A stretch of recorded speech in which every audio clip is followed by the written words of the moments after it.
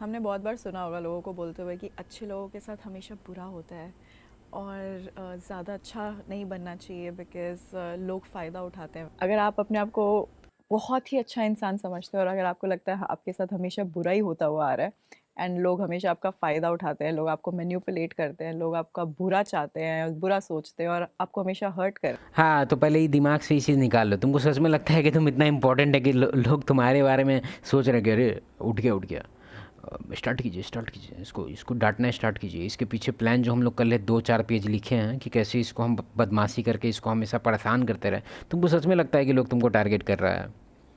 तुमको सच में लगता है कि दुनिया ही तुम्हारे पीछे पड़ गया? फ्रेंड, फैमिली, आसपास के लोग, बस का ड्राइवर, चाल कोई कुछ भी।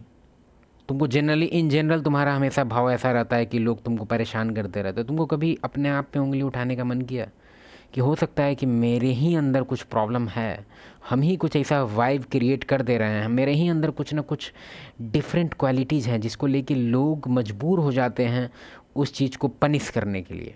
हम कुछ कुछ बिहेवियर तुमको अभी हम तुरंत बताने वाले हैं। मैम का पहले बात सुन लो। रहे हैं।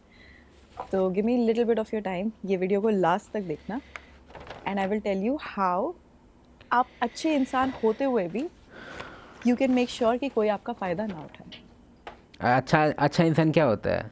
ये जो तुम लोग अच्छा इंसान का जो डेफिनेशन चेंज कर लिया है मूवी देख के, अच्छा इंसान क्या होता है? अच्छा इंसान पहले कभी था ही नहीं। स्टोन एज में तो देखा जाए तो अच्छा इंसान कोई नहीं था। अच्छा इंसान डेड इंसान होता था। तुम्हारा तो सिविलाइजेशन इस लेवल पे डेवलप कर गया है कि तुम अच्छा इंसान होके भी अच्छा से ज़िंदगी काट सकता है। लेकिन तुम कोई चीज़ समझना होगा कि अच्छा इंसान जिस भी चीज़ पे तुमको जो प्राइड होता है तुम्हारे कुछ कुछ एक्शंस पे कि हम बहुत ऑनेस्ट हैं, बहुत ऑनेस्ट है क्या, और उसके बाद क्या तो हम किसी को ये नहीं करते, मतलब एक तरह से तुम अपना पीआर तुम खुद है। तुम अपने बारे में सबको अच्छा क्वालिटी बताते रहता है कि हम कभी ये नहीं किया, हम कभी वो नहीं किए। अरे कोई और बोलता है तुम्हारे बारे में कि भाई जी बहुत ऑनेस्ट हैं, वो अच्छा लगता है सुनने में, लेकिन तुम अपना बड़ाई तुम खुद कर रहा है। पहला तो ये क्वालिटी तुम्हारे अंदर अगर है अपने बारे में बात करने का, अपने बारे में ब्रैग करने का, अपने बारे में अच्छा क्वालिटी तुम खुद अपने आप से बताता है सामने वाले को, वेरी बैड। अब बहुत ही मेजर डिफरेंस पुरानी सिमी और इस सिमी में, सिमी 2.0। अगर तुम्हारे अंदर ऐसा कोई कोई क्वालिटी है तो तुम समझ लो कि लोग तुमको परेशान करेंगे और लोग तुम्हारा मजाक उड़ाएंगे और लोग तुमको सीरियसली नहीं लेंगे। ठीक है? तो पहला नंबर वन क्वालिटी होगा तुम्हारा डिसाइसिवनेस का, कि तुम्हारा डिसीजन मेकिंग एबिलिटी कैसा है। क्या तुम हमेशा अनश्योर रहता है? छोटा छोटा अगर तुम्हारा कोई काम है, बाज़ार से कुछ लेना ही है, तो तुम ये कहाँ मिलेगा सामान, अरे इतना साल से ले रहा है अभी तो तू पैदा लिया नहीं, तेरे को क्यों नहीं पता है कि ये सामान कहाँ नहीं मिलेगा? हमेशा तुम्हारा एक ही मतलब देखा जाए तो स्टार्टिंग के लिए समझ रहे हैं नया शहर में आया है तो ठीक है, तुम यहाँ बचपन से रह रहा है और अभी तुमको पता ही नहीं है कि फलना सामान कहाँ मिलेगा। ठीक है, नहीं पता है तो तुम पता करो, लेकिन अकेले पता करो, सबके सामने मत बताओ कि तुम कितना बड़ा मूर्ख है कि 20 साल से 25 साल से यहाँ रह रहा है और तुमको कुछ पता ही नहीं है। पहले तो ये सब हैबिट निकाल दो। दूसरा हैबिट ये निकालो कि हमेशा किसी भी चीज़ के बारे में अगर तुमको नहीं पता है तो मुंह थोड़ा बंद रखा करो उस टाइम। ठीक है? तुमको मन करता है कि हर एक चीज़ के बारे में तुम्हारा ओपिनियन होगा तो लोग तुमको समझेंगे कि अरे इसको तो सब कुछ पता है। जिस चीज़ के बारे में तुमको एकदम एक्यूरेट इन्फॉर्मेशन पता है, जिसमें तुमको सर्टेन है तुमकी जो तुमको पता है वो ऑलमोस्ट सही है 90%, उसके बारे में तुम्हारे अंदर है कि हाँ तुम बोल सकता है, बोलना चाहिए। लेकिन अगर तुमको पूरा अनश्योर है तुम, तो अपना मुंह मत खोलो। क्यों? क्योंकि अगर हो सकता है कि तुम्हारा अभी का जो टॉपिक है उस पर तुम्हारा लैक ऑफ नॉलेज की वजह से तुम्हारा पोपट बन जाए, लेकिन कल हो के अगर कोई अच्छा टॉपिक पे तुम्हारा अच्छा नॉलेज भी था तो लोग तुमको कंसीडर नहीं करेंगे ज़्यादा। ठीक है? अब फिर तुम इसको लेके बटहट हो जाएगा क्योंकि लोग तो मेरी बात ही नहीं सुनते। इसलिए नहीं सुनते क्योंकि तुम्हारा पिछला रिकॉर्ड ख़राब है। अगला चीज़, इमोशनल कंट्रोल। क्या तुम बहुत जल्दी पैनिक हो जाता है, बहुत जल्दी तुम्हारा रिएक्शन होता है कोई भी टाइम?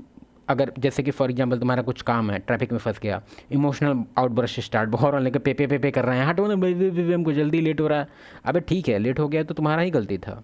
तुमको देखना चाहिए था जीपीएस पे, तुम्हारा मैप पे देखना था कि कितना ट्रैफिक कहाँ है। हर एक चीज़ के लिए अगर देखा जाए, जिस चीज़ में तुम पड़ा होता है लगभग चीज़ में तुम्हारा ही गलती होता है। 95%, 5% ही ऐसा होता है कि सामने वाले की वजह से कुछ होता है, तुम्हारा गलती है। तुम पहले से प्रिपेयर नहीं था, अभी पता लिया है जो तुमको कुछ नहीं पता है। इमोशनल कंट्रोल, कोई भी आदमी तुमको इजीली का ट्रिगर कर सकता है, one of the worst thing है तुम्हारे लिए। अगर कोई भी आदमी तुमको इजीली कुछ भी बोल के, उसको अगर पता है कि सर्टेन बटन दबाएंगे कीबोर्ड की तरह तो तुम नाचना स्टार्ट करेगा या डांटना स्टार्ट करेगा या तुम नौटंकी करेगा, वेरी बैड। अगला चीज़, स्ट्रॉन्ग बाउंड्रीज। स्ट्रॉन्ग बाउंड्रीज मतलब क्या? तुमको ये चीज़ समझना होगा कि क्या डिसरिस्पेक्ट है और क्या मजाक है। मजाक और डिसरिस्पेक्ट में अंतर ढूंढना तुमको चाहिए, पता होना चाहिए। इसका एक इजी ट्रिक भी है कि कभी भी तुमको अगर डिफ्रेंशिएट करना हो कि जो बोला ये मजाक में ऐसे ही नॉर्मल है बात या डिसरिस्पेक्ट की तरफ जा रहा है ये, तो तुम क्या करो, जो सेम डायलॉग था जिसको तुम एनालाइज करना चाह रहा है कि वो क्या है, तुम उसको कॉपी पेस्ट करो। ठीक है, तुम अपने आप से मन में बोलो कि ये डायलॉग हम किसी को बोलते हैं तो मेरे अंदर उस सामने वाले के लिए क्या विचार होता जो हम इस डायलॉग को एकदम कंफर्टेबली हो के ये सब बोल पाते। तुमको पता चल जाएगा कि डिसरिस्पेक्ट था कि नहीं। ठीक है, और अगर है तो उसको एक्नॉलेज करो और उसको अलग लेवल में उसको ट्रीट करना है। हम बताते हैं कैसे करना है, वो डिपेंड करता है कि देखो कभी भी अगर ये सब टाइप का तुम्हारे साथ होता है सीन, तुमको सीन नहीं बनाना है। अगर तुम्हारे यहाँ अराउंड काफ़ी लोग हैं उस टाइम तो खास करके तुमको इसको लेके सीन नहीं बनाना है कि एकदम ऑफेंड हो गए हैं करने लगे ना।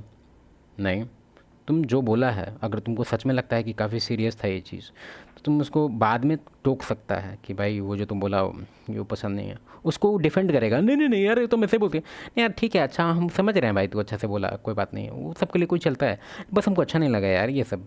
अच्छा कोई बात नहीं। अब फिर उस टाइम तुमको लगेगा कि ये तो भाई अजीब अनकम्फर्टेबल नहीं लग जाएगा, अनकम्फर्टेबल लगेगा लेकिन बस उसी टाइम के लिए लगेगा 5 से 15 सेकंड तक। ठीक है, उसके बाद सब कुछ नॉर्मल हो जाएगा और बेटर देन एवर हो जाएगा। तुम्हारा आगे का जो रिलेशन उसके साथ रहेगा काफ़ी बटरी स्मूथ चलेगा एटलीस्ट 6 महीना। उसके बाद फिर ना कुछ, क्योंकि लोग का आदत होता है डिसरिस्पेक्ट करने के लिए, वो टेस्ट करेंगे ही तुम्हारा बाउंड्री, और ये चीज़ कभी रुकेगा नहीं। ये मत सोच लेना कि आज हम ऐसा इलाज कर देंगे इसका कि मेरे से 15 साल तक ही एकदम अच्छे से बिहेव करेगा, ऐसा कभी नहीं हो सकता है। लोग का अंदर से एक तरह से नेचुरल हैबिट है कि सामने वाले का वो टेस्ट करते हैं बाउंड्री, और उसके पीछे जो बायोलॉजिकल रीज़न है वो ये है कि सर्वाइवल को लेके एक तरह से ये फंक्शन है बॉडी के अंदर कि स्पेस लेना है भाई, सर्वाइवल के लिए कंफर्टेबल चाहिए हमको जगह। तो अगर इसको हम डाउन कर दें तो इसके वाला रोटी भी 4 रोटी, अगर 4 4 रोटी हम लोग खाते हैं तो 5 रोटी हम खाएंगे, 3 ये खाएगा। ये पुराना डायनेमिक्स है अपना कि हम लोग स्पेस लेके अपना सोशली अपने आप का वैल्यू ऊपर करते हैं सामने वाले को दबा के, ताकि उसके हिस्से का खाना भी मेरे को मिले। ये पुराना डायनेमिक्स है बेसिकली, इस पर अभी हम नहीं उतरेंगे।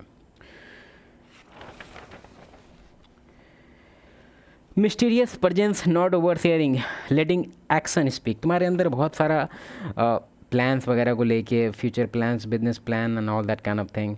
और mysterious presence, not over sharing. Over sharing का आदत है क्या, हमेशा अपना मैं पहले मैम को सुन लेते हैं।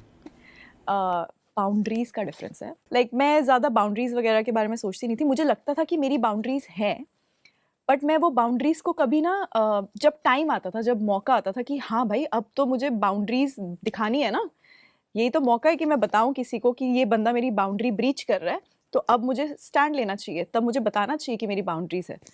तब मैं करती नहीं थी, बस नाम की बाउंड्रीज थी कि हाँ भाई I know I can say no या व्हाटएवर। पर जब मौका आता था, the power of saying no रहा, ऐसा नहीं कभी भी। मेरे हिसाब से one of the worst habit है। अगर तुम्हारा नो कहने का हैबिट है तो उसके पीछे तुमको एक लॉजिकल रीज़न देना पड़ेगा, थोड़ा सा स्मार्टनेस टाइप का। फॉर एग्जांपल हम मेल के लिए बता रहे हैं कि फॉर एग्जांपल तुम्हारा अभी कोई टाइम चल रहा है, एग्ज़ाम है या फिर जॉब है या फिर तुम्हारा बिजी शेड्यूल है, और लोग तुम्हारा कोई फ्रेंड है तुमको कॉल किया कि भाई ऐसे ऐसे काम है, हेल्प चाहिए।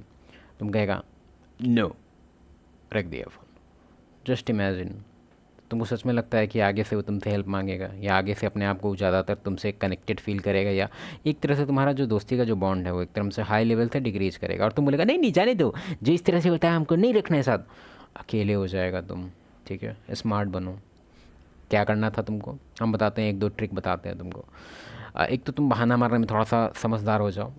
बोल दो भाई कि भाई ऐसा ऐसा भाई पता है ऐसा ऐसा एग्ज़ाम है। अगर तुम सोच रहे है कि तुमको बहाना तुमसे नहीं होता है, तुम्हारे पास 2 फ़ोन है ना, तो एक फ़ोन में तुम हाईवे रिकॉर्डिंग आता है। ठीक है, हाईवे रिकॉर्डिंग, अगर तुमको पता है कि उसका इंटेंशन तुमसे मदद मांगना है तो हाईवे रिकॉर्डिंग रखो दूसरे फ़ोन पे चालू, उसको ऑन करो, पेपा पेपा चालू हो जाएगा हाईवे का साउंड। तुम ऐसे दूसरा फ़ोन लो और उससे बात करो।